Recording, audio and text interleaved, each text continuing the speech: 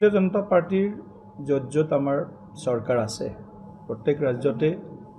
মুখ্যতঃ ৰাজ্যিক মুখ্য কাৰ্যালয়ত বা আমাৰ ৰাজধানী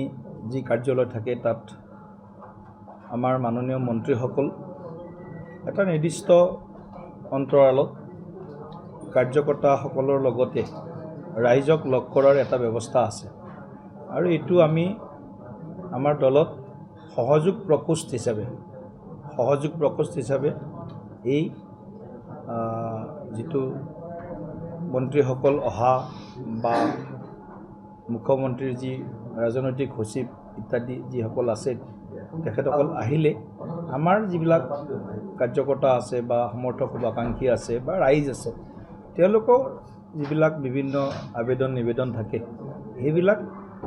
আমাৰ কাৰ্যালয়ত আহি তেওঁলোকে যিমান পাৰে সিমান এইবিলাকক সম্বোধন কৰে এড্ৰেছ কৰে গতিকে সেই পৰম্পৰাটোক আমি আকৌ আগবঢ়াই লৈ যাব বিচাৰিছোঁ আৰু এইবাৰ আমি আমাৰ সহযোগ প্ৰকোষ্ঠৰ এটা নিয়মিত যাতে তেওঁলোকে মন্ত্ৰীসকলৰ আগমন আৰু ৰাইজৰ লগত কথা বতৰা কাৰ্যকৰ্তাৰ লগত কথা বতৰা এইবিলাক চলি থাকিব পাৰে তাৰ কাৰণে এটা বিশেষ ব্যৱস্থা আমি আৰম্ভ কৰিম অতি শীঘ্ৰে আৰু আজি সেই বিষয় লৈ কথা পাতিবৰ কাৰণে মাননীয় মুখ্যমন্ত্ৰী ডাঙৰীয়াৰ দুয়োগৰাকী নৱনিযুক্ত ৰাজনৈতিক সচিব আমাৰ কাৰ্যালয়ত উপস্থিত হৈছে তেওঁলোকৰ লগতো আমি কিছু বাৰ্তালাপ কৰিছোঁ তেওঁলোকেও এটা নিৰ্দিষ্ট অন্তৰালত ৰাজ্যিক কাৰ্যালয়ত আহি ইয়াত উপস্থিত হ'ব মুখ্যমন্ত্ৰী ডাঙৰীয়াক প্ৰত্যক্ষভাৱে সকলোৱে একে সময়তে লগ নাপায় বা ৰ'ব লগা হয় তাৰ পৰিৱৰ্তে ৰাজনৈতিক সচিবসকলে বিভিন্ন বিষয় ৰাজনৈতিক হওক বা উন্নয়নমুখীয়ে হওক এই বিষয়বিলাক তেওঁলোকৰ ওচৰত আমি প্ৰত্যক্ষভাৱে সোনকালে আমি তেওঁলোকৰ আগত অৱগত কৰিব পাৰিম গতিকে এই ব্যৱস্থাটো সহযোগ প্ৰকোষ্ঠ আমি আমাৰ কাৰ্যালয়ত আকৌ আৰম্ভ কৰিবলৈ আমি আগবাঢ়িছোঁ সপ্তাহত আমি চেষ্টা কৰিম সপ্তাহত এজন মন্ত্ৰী সপ্তাহত এদিন ইয়াত উপস্থিত থাকক তেনেকুৱা ধৰণৰ এটা ব্যৱস্থা কৰিব এনে বাকীবিলাক ৰাজ্যত আছেই ইয়াতো আছিলে কিন্তু কেতিয়াবা ৰেগুলাৰ হয় কেতিয়াবা ইৰেগুলাৰ হয় এতিয়া নিয়মিতভাৱে যাতে আমাৰ কাৰ্যকৰ্তাই হওক সমৰ্থক শুভাকাংক্ষীয়ে হওক ৰাইজে হওক আহি যাতে ইয়াতে এটা নিৰ্দিষ্ট এটা আমি ব্যৱস্থা কৰিম এতিয়া সকলোৱে আহি সকলো সময়তে লগ কৰিব নোৱাৰিব এটা আমি তাৰ কাৰণে এটা প্ৰক্ৰিয়া এটা তৈয়াৰ কৰিম এটা মেকানিজিম এটা আমি বনাই ল'ম সেই মেকানিজিমৰ আধাৰত আমি তেখেতসকলক